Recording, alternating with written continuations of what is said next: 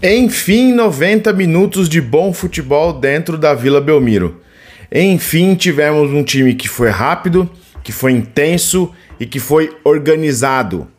E, enfim, tudo funcionou. Liderança isolada, garantia aí de pontuação dentro do G4. Tudo deu certo hoje na Vila Belmiro. Tá certo que o adversário não era lá essas coisas, mas foi o melhor jogo do Santos dentro da Série B. E tem muita coisa para falar desse jogo e tem muitos pontos positivos para serem exaltados. E eu vou dar um spoiler aqui do que eu acho. Se esse time jogasse dessa maneira, com essa postura, com essa vontade, com essa organização, podia até ter os mesmos pontos, perdido os mesmos jogos, sofrido as mesmas derrotas. Mas nem de longe a pressão ia ser a mesma. O Fábio Carille não ia ter a pressão nem de colocar a base em todo o jogo. Só de mudar a postura, o torcedor reconhece o valor desse time. E eu falo disso agora, a partir de agora. Fala pessoal, tudo bem? De volta para o pós-jogo de Santos 4, Curitiba 0. Santos líder mais que isolado da Série B. E finalmente tivemos aí uma boa apresentação dos Piratas do Carille. E dá para fazer piada hoje, dá para ter bom humor até mesmo com o técnico do Santos. Mas, verdade seja feita, como fica mais fácil a vida do Santos quando abre o placar rápido no jogo. Hoje, com 10 minutos, já era 2-0 para o Santos. Isso muda, claro, completamente a configuração do jogo, muda totalmente a dinâmica da partida e, claro, com isso facilita para o time que tem mais técnica, que tem mais elenco, sobressair em cima de um dos piores times do campeonato, se não um dos que está vivendo a pior fase dentro da competição.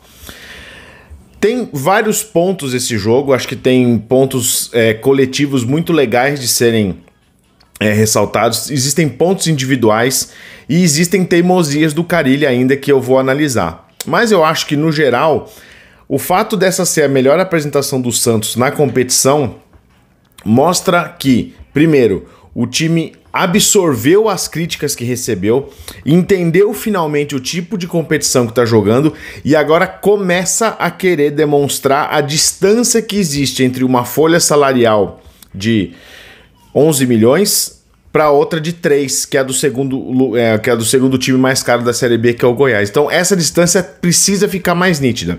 E eu acho que agora o Carille e os jogadores entenderam um pouco dessa dinâmica. Claro que quando você faz um gol com 3 minutos, você desmonta um time que veio preparado para se defender, porque obrigatoriamente esse time já sai praticamente do início do jogo, né, do minuto inicial do jogo já em desvantagem. Mas o Santos, ao contrário da última partida, que parou no 2-0, né, ficou satisfeito com o 2-0 contra o Ituano e parou de jogar bola, dessa vez o Santos continuou. E aí eu acho que tem alguns pontos positivos do Carille, né? Eu acho que o time finalmente organizou-se da maneira como o Carille esperava e fez um bom jogo. Alguns pontinhos aí que você poderia fazer diferente, mas acho que no geral o bom desempenho, finalmente um bom desempenho, mostra como esse time reagiu bem dentro dessa partida e entregou bem dentro dessa partida. Para mim, antes que eu esqueça, foi pênalti.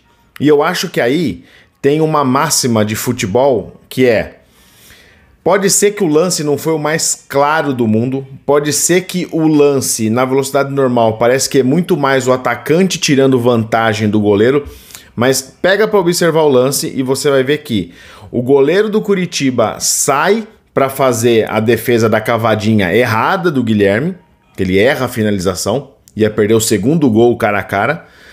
Só que quando ele tenta fazer o movimento de salvar a cavada, ele passa a mão sem encostar na bola e deixa o braço seguir, sabendo que esse braço acidentalmente ia tocar o atacante e ia parar qualquer sequência de jogada.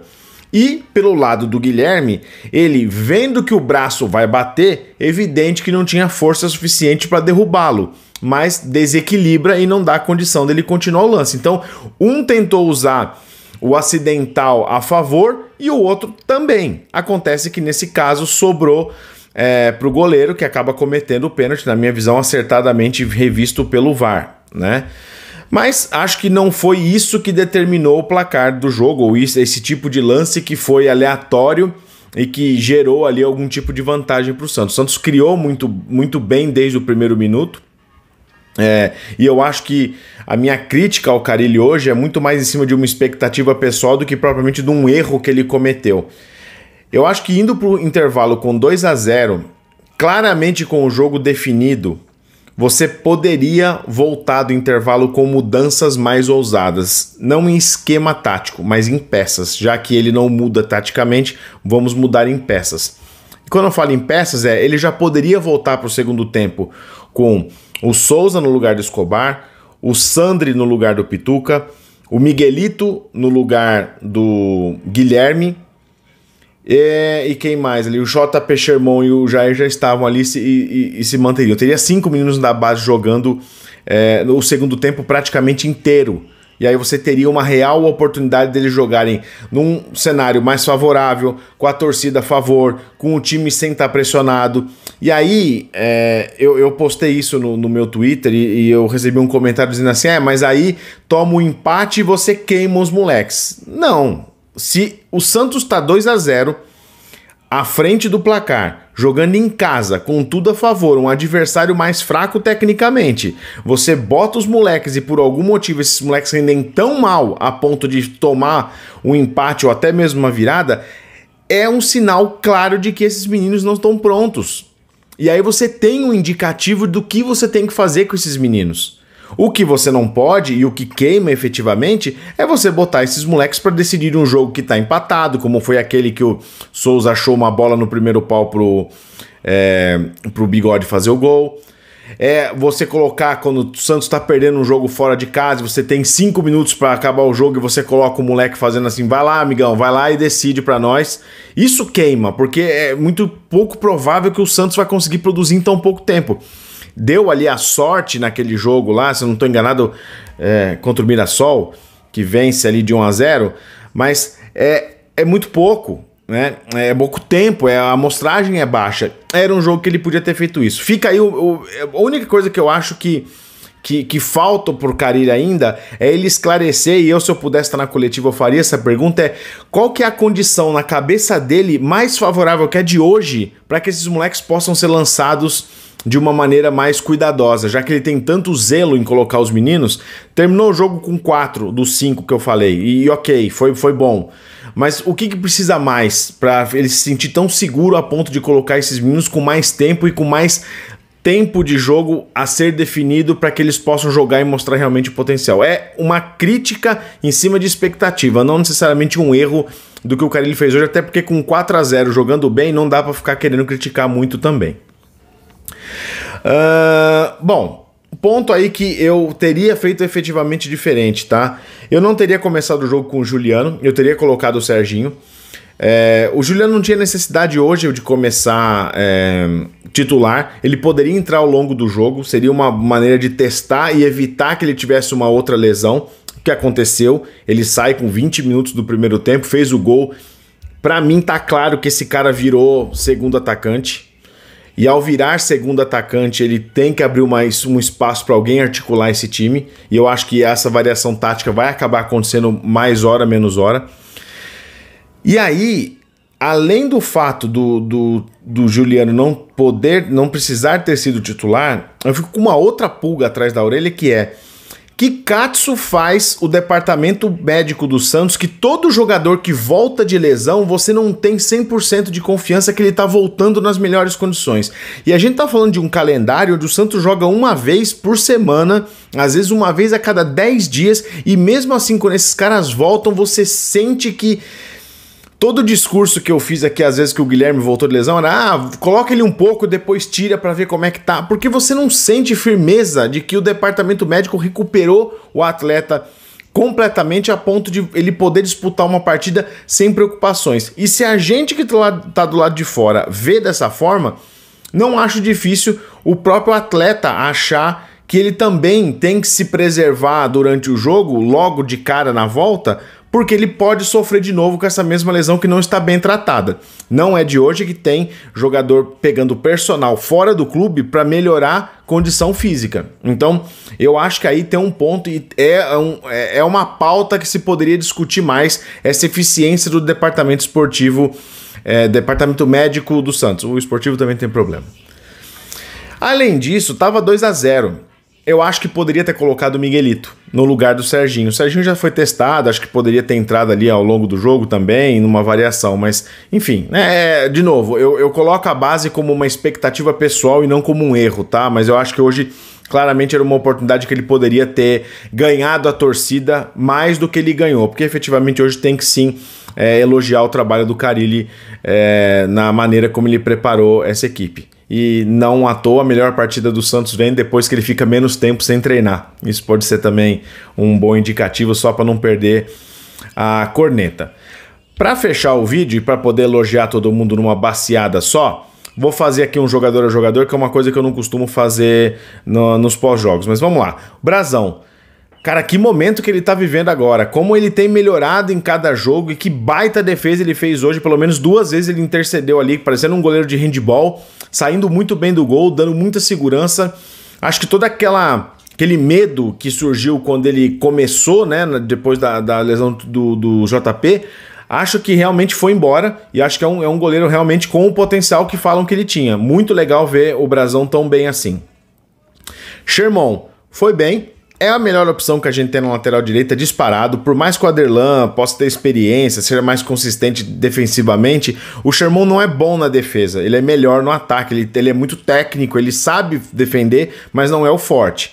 Sofreu um pouquinho hoje, até no final do jogo ele tinha uns bate-boca, até no lance que o Brazão faz a segunda grande defesa dele no jogo, ele dá uma comida ali no Sherman, mas acho que é muito mais num sentido de deixar o cara alerta. Espero que ele não sinta isso como uma cobrança muito grande, isso acaba afetando, mas o Sherman deveria ser o lateral direito do Santos sem muitas dúvidas. O Jair, outra partida super segura, foi bem por cima, foi bem por baixo, tem um posicionamento muito bom e ajuda demais a saída de bola do Santos. Desde que ele entrou, o time tomou acho que um gol só e não perde. Né? Então, assim, isso diz muito. E olha que ele não entrou no lugar do Gil, que é um cara veterano, mais experiente, mais lento. Ele entrou no lugar do Joaquim, que em teoria era um jogador mais novo que o Gil e que fazia uma boa ali dupla, apesar da falta de saída de bola. Então o Jair fechou essa lacuna muito bem.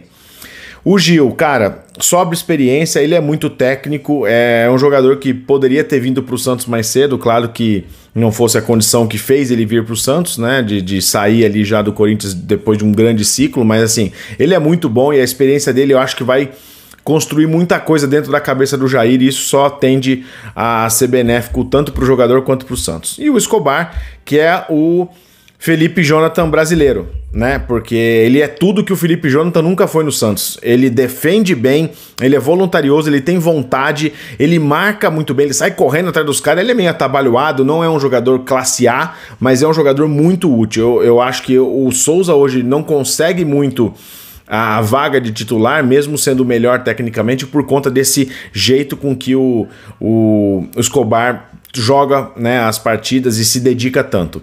No meio-campo, o Schmidt foi super bem como defesa e de novo voltou a achar aqueles passes entre linhas que foi tão bom e tão proveitoso no Campeonato Paulista. Voltou a jogar bem depois de algumas rodadas e que bom que tá crescendo junto com o time. Pituca também, movimentação em todo o campo, participa do ataque, participa da defesa. Eu acho que quando o Pituca começar a achar um posicionamento dele melhor no ataque, ele vai ser uma baita arma, já que a gente tem um meia que é atacante, a gente pode ter um volante que é meia e que chega mais no ataque também.